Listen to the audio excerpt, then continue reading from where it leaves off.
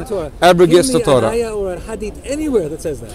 The Quran says that the Quran is the only way to follow Islam. No, Islam. it doesn't In the say Deen. that Islam is the Deen. Yes. It doesn't say Sharia. Yes. We all believe that Okay, we're wait. the same When the deen. Quran says in the Deen inda Allah al-Islam, what does the Quran means? No, Verily, I'm going to I'm looking for a verse. I'm going to translate. I want a verse that says. Of course, I will give you the word. If you let me, if you let me come in, Rabbi. Yeah. Okay. The Quran says, verily, the only faith for God is Islam. The only faith. What's the word for faith there? Deen. Deen is a way of life. No, Deen is not Sharia. No. Deen is Sharia. No, it's not. Deen, actually, I'll explain to you. Deen is Sharia according to the Jewish rabbis, Jewish scholars. They will tell you. Minimum, you have to believe in God, you believe in the angels, believe in the last day. That's Deen. That's not Sharia. Okay, our understanding of Deen, the word Deen, is that it is a way of life. It is a way of life. It is not only it's not only literature. It's not only beliefs. Rather, it's actions also. Deen is actions. There is no question that mainline Judaism, mainline Islam believes that the Torah is corrupted. The only thing is, I as a historian say. No, it's based on the Quran, by the way. The Quran says. What I as a historian claim is that this began with Ibn Hazm. The claim that Torah is corrupted. Yes. Okay. Before that, but what do you do with the verse of the Quran, chapter 2, verse 79? فَوَيْلٌ لِلَّذِينَ يَكْتُبُونَ الْكِتَابَ بِأَيْدِيهِمْ ثُمَّ يَقُولُونَ هَذَا مِنْ عِنْدِ اللَّهِ لِيَشْتَرُوا بِهِ ثَمَنًا قَلِيلًا. Woe be unto those who write books with their own hands and say these books are from God. So that's referring directly to the Jewish people. How do you know? How do you know it's not referring because to when you read the when you read the context. How do you know it's not referring to Jewish people, Sadducees, heretical Sadducees who were writing apocryphal books? Okay. Those were actually books, or even the Septuagint. This is from God. They wrote it with their own hands. Okay, so when Prophet Jeremiah, you believe in him, right? Absolutely. In chapter 8, verse 8, when he's saying the rabbis have corrupted the books. No, he doesn't say that. Okay, read it. He talks about the scribes. Okay, scribes. Yeah, that's one of the scribes. Scribes have. There were bad and evil scribes in the northern kingdom of Israel who were trying to justify the prophet, but it has nothing to do with the Torah.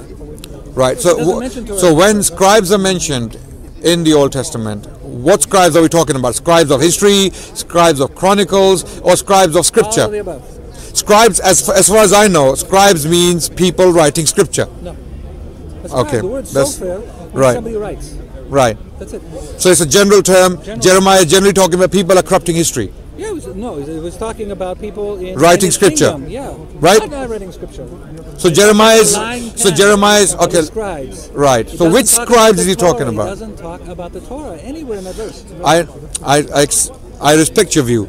I'm saying when Jeremiah is saying scribes, is he talking about any scribe or he's talking about Israelites? He's talking about false prophets. So we're trying to say he was doing a good thing when they were just making up stuff. Right. Okay. Let's go to another point then. To elaborate it further, you believe the Pentateuch, the 5 books. Why are we going this? To prove. I'm not a debater. No, I'm not a debater.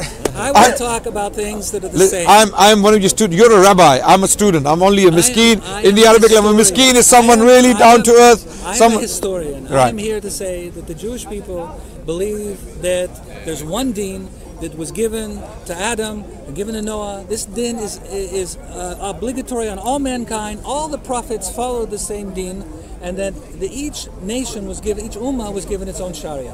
That's what we say. But and for you to keep that, you're my brother. You're my co-brother. I completely accept your honorable statement that we are brothers. I accept you as my brother. I accept you as my brother. It's a way of life. Okay. It's the way the Jewish people. The issue here we're discussing is you are Jewish. I am a Muslim who follows Muhammad as a prophet of God. You clearly don't. I'm claiming to you that I'm a Musavi is a Muslim. No, I cannot call you Muslim. I cannot call you Muslim. I cannot call you. You can claim to be Muslim. No problem with that. I respect your claim. Okay. If you claim to be Muslim, I have no problem with that.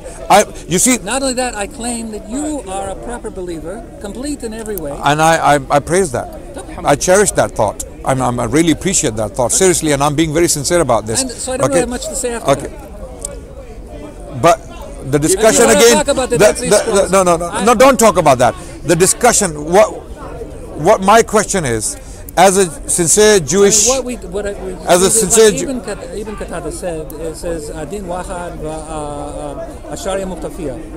There's one Din and there's many Sharia. No, but if you read Isaiah 42 carefully, which you do, I'm sure you have, right? So when it says let the villages of Kedar lift up their voices, let them read. So you know who Kedar is, right? That's a perfectly legitimate interpretation. Right. But that doesn't invalidate the Torah. But then we have the Quran. You see, the problem here is there's an issue. This is one of the things I discuss with the Sikh community. You know Sikhs, right? In the Guru Granth Sahib, in the scripture, which they call scripture, by the way, there is Muslim poetry there is Hindu poetry there, and it is to Sikhs their scripture. In that scripture, their main guru, the first guru, Guru Nanak, he praised the Prophet of Islam, Prophet Muhammad, that if you really want to be sweet, then follow the way of the Prophet, referring to Prophet Muhammad. I asked them, the Sikhs, we have a dilemma. Let me quickly explain. Let me quickly explain. The dilemma is that if Guru Nanak is saying that Prophet Muhammad is a true prophet, if he's saying that, then you cannot be Sikh. Why? Because if he's a true prophet, then he cannot be a liar, right? And if he's not a liar, he is the one telling you that I'm the last prophet. There is no prophet after me, right? If that's the case, then you cannot possibly follow Guru Nanak and believe that Prophet Muhammad is not to be followed, because Guru Nanak. How does that apply to Moses? Yes. How does it apply to the Jewish people is the question. Okay. I'll come to Moses as well. The point we're making here is if Prophet Muhammad is truly foretold in the Old Testament, in the Tanakh, and for that reason he's a God-sent prophet, a true prophet, then you can no longer be Jewish. Logically, I'll tell you why. Well, Let me explain. No, wait. If he's foretold in scripture, the Jewish scripture, which we believe he was, we actually believe that parts of Tanakh are revelation. They did come from God. Okay. I know all of this. I'm gonna come to that. I mean, this is a very specific point we're discussing here. The point is, if the Tanakh confirms the coming of an Arabian prophet, Robert, don't understand my question. It's a very specific point. Yes, it's the same point all the time. No, but if this abrogated the Torah, so you have to believe in the new stuff. Wait.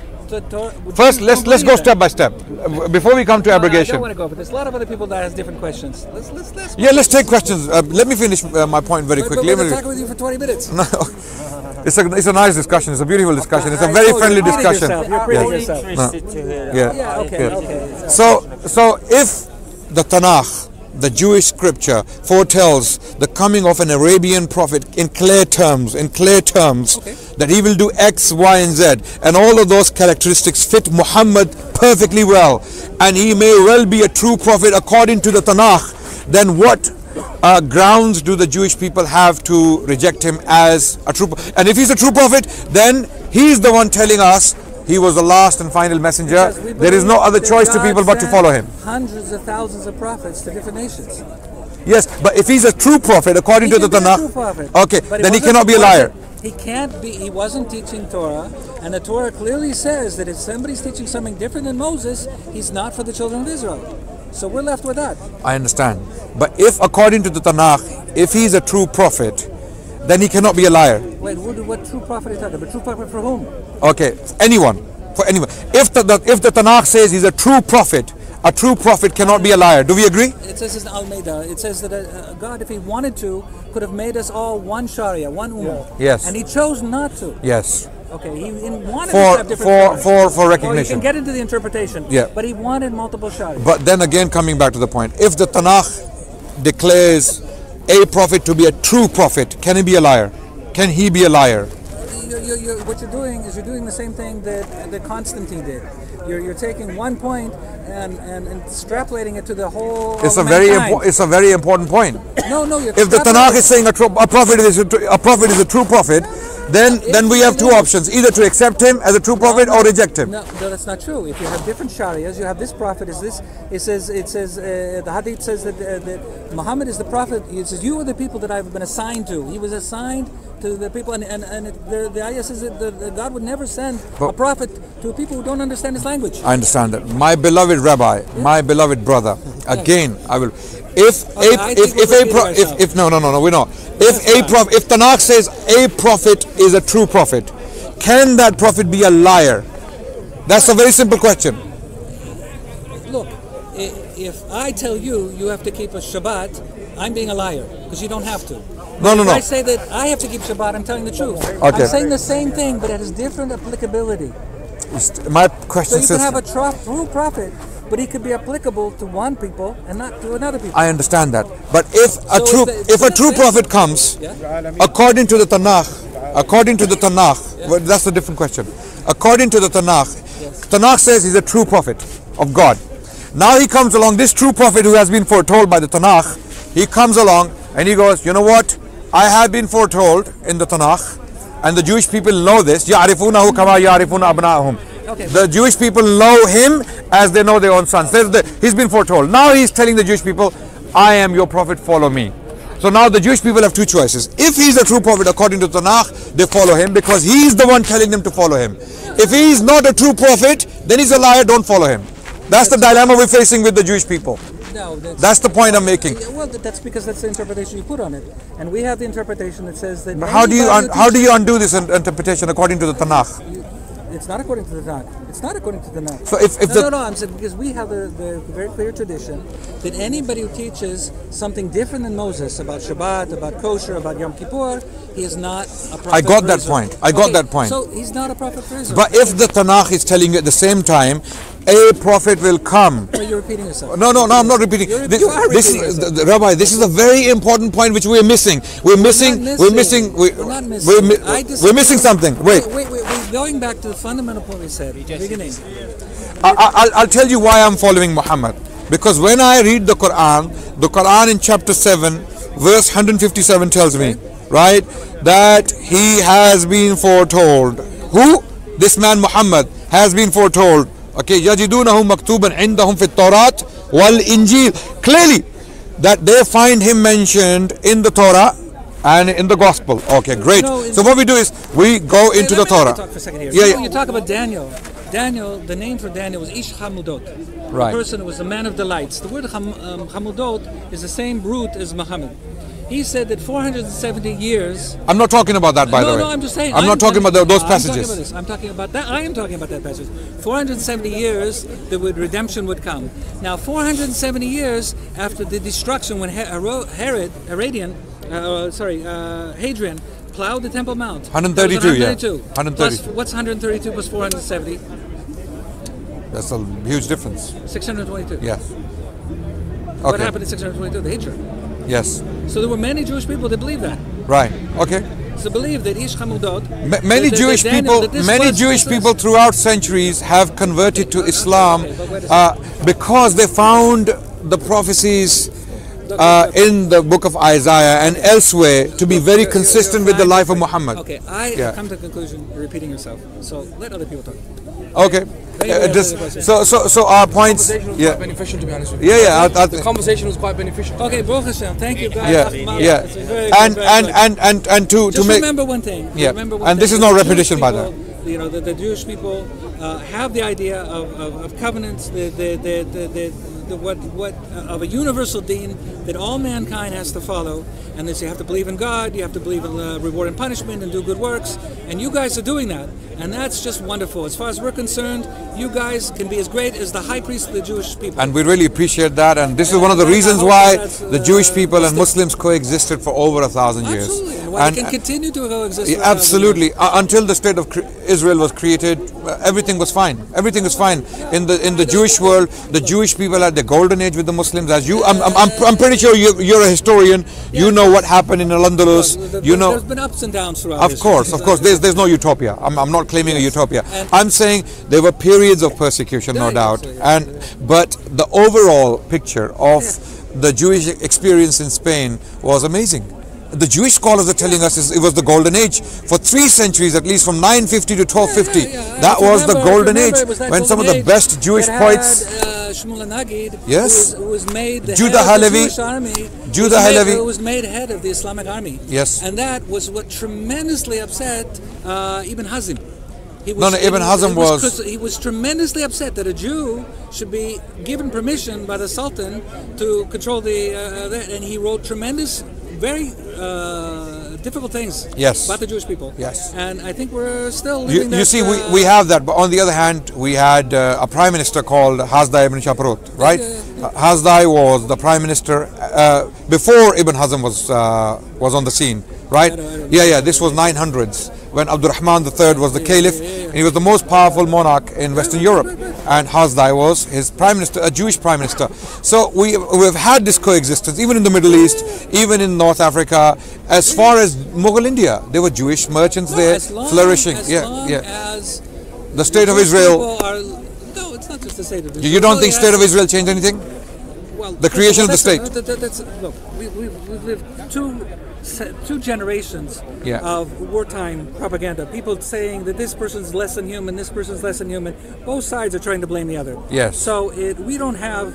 I mean, first of all, it's forbidden for a believer to believe the internet, for an unbeliever to give news and reports of what's going on. So what we really need are proper religious courts to investigate what's really going on, because we don't have any credible source to really. So I'm going to leave that aside to the politicians who can deal with that. But what I do know is that the idea of looking at, if you can see another Jew... Sorry, do you say when these atrocities are taking place in Israel that we need someone to go and physically have a look at what's happening? Or I believe you need God-fearing...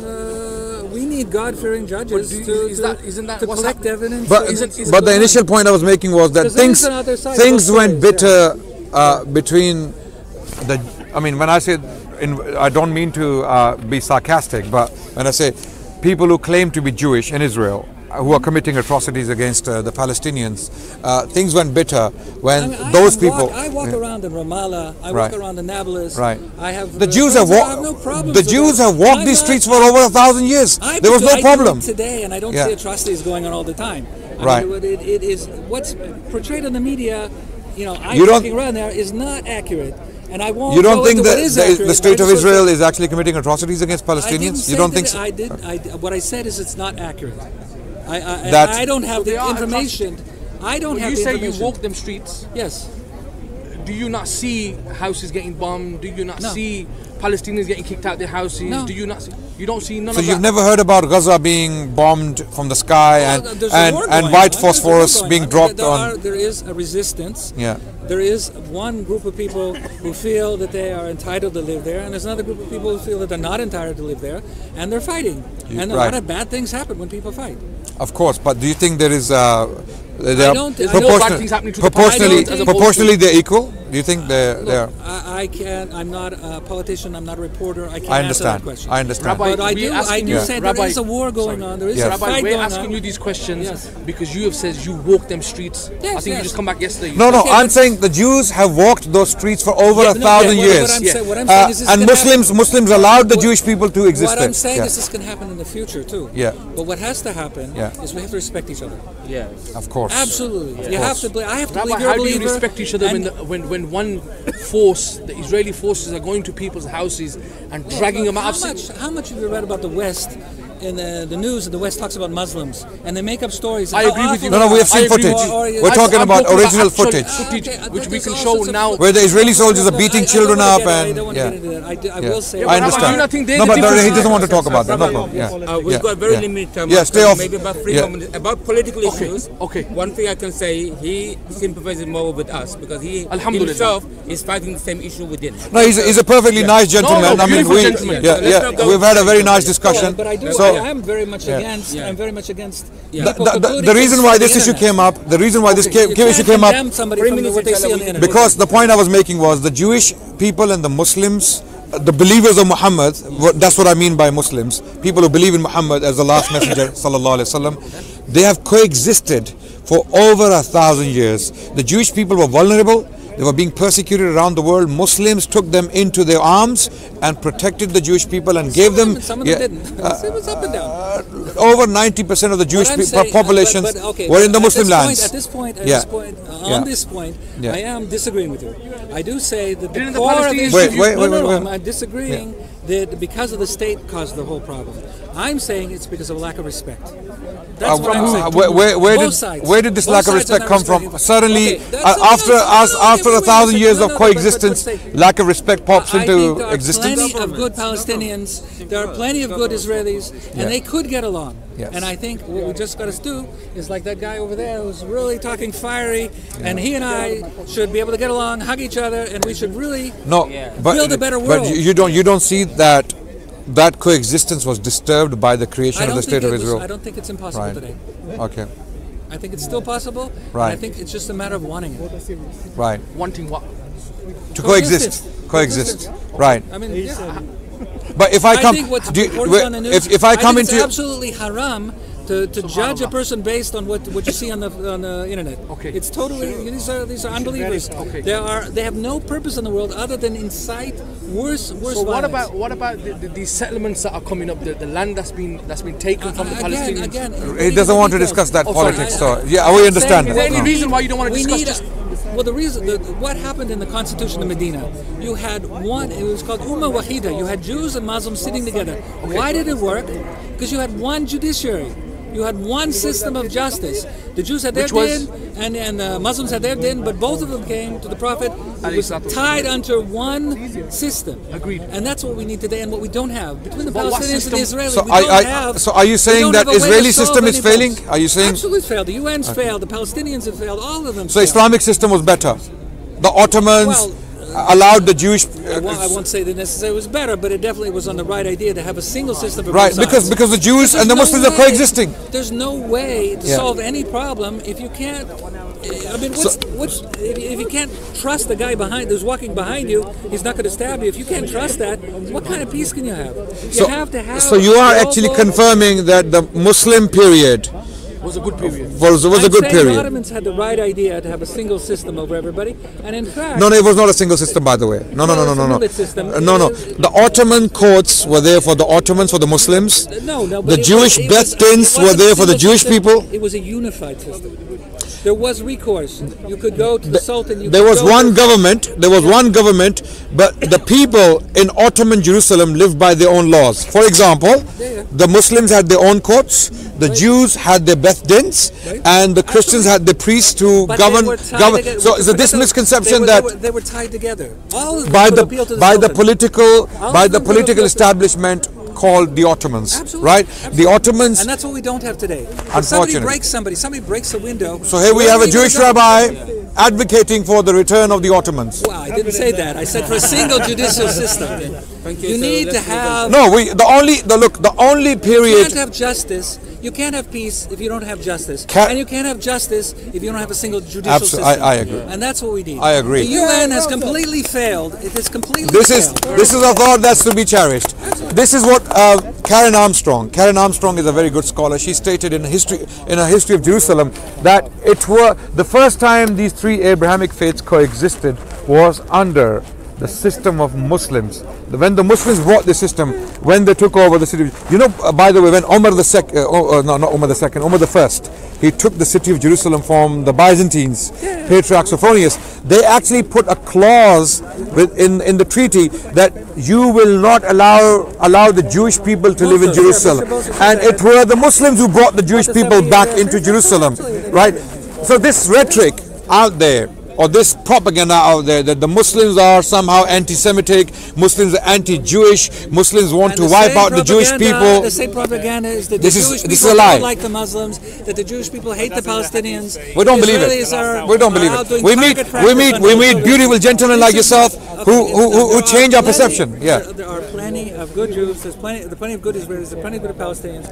Again, what we need is a single system, and I believe that the religious courts, if you have B'nai Noach, what we call B'nai Noach, and then you have Sharia or whatever, you have honest people who fear God, who are making judgment and not doing it for politics, not to bring power to some other people. I mean, the governments are rising and falling all the time. You need people who, it says both by Islamic tradition, Jewish tradition, that a judge has to feel that he has the sword of Allah above him all the time. If he makes a wrong judgment, he'll be completely cut to pieces. We need people like that today. We don't have that. Okay. Rabbi, nice can I give you a hug? Yes. Very nice meeting you. Very nice talking to you. Okay. Huh? We invite you for a dinner with us if you have time, and I can see that you have to leave yet. But it was very nice talking to you, and this is what we need: the Jewish people and the Muslims. I already have your Keep the communication we need to keep the communication going. We need to keep the discussion going, and we can break all these barriers. Thank you so much for talking. Thank you. Shalom. Well done. Brilliant. Shalom alaikum. Alaikum.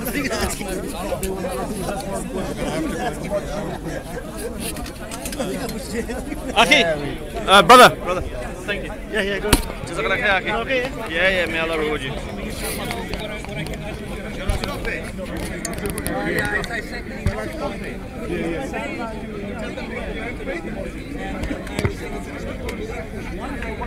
All mankind is the kingdom. Believe in God, they have to be rewarded punishment. See what's going on there. Good works. We call it the Deen of Noah, the Noahide laws. And God created male and female, different tribes for reasons. We know how to live. But we should all work together. And we need to get along.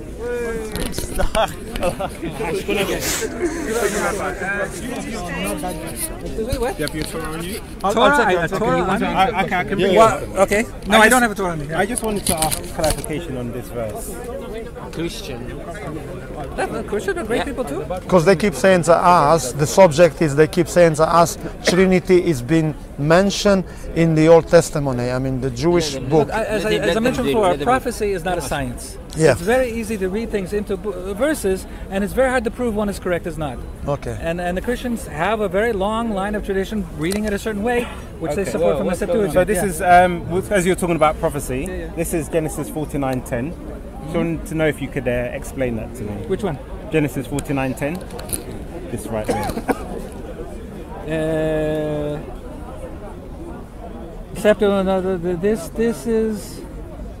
This is all in the Torah. blessing. No, this is all the blessings of Moses when he was given to the 12 tribes. Yeah. Where 10. We can start from 9 on. Yeah. 9 to 10. So when he was talking the blessing for Judah, that they would have the monarchy, that they would have the rulership. So it says. לא תסור שבט מיהודה, ממחוקק מבין רגליו, עד שיבוא שילה ולא יכה עמהם. So, I just for the English speakers, it says, the scepter shall not depart from Judah, nor the ruler's staff from between his feet, so that the tribute shall come to him, and the homage of the peoples be his. Yeah. So, my question is, who is this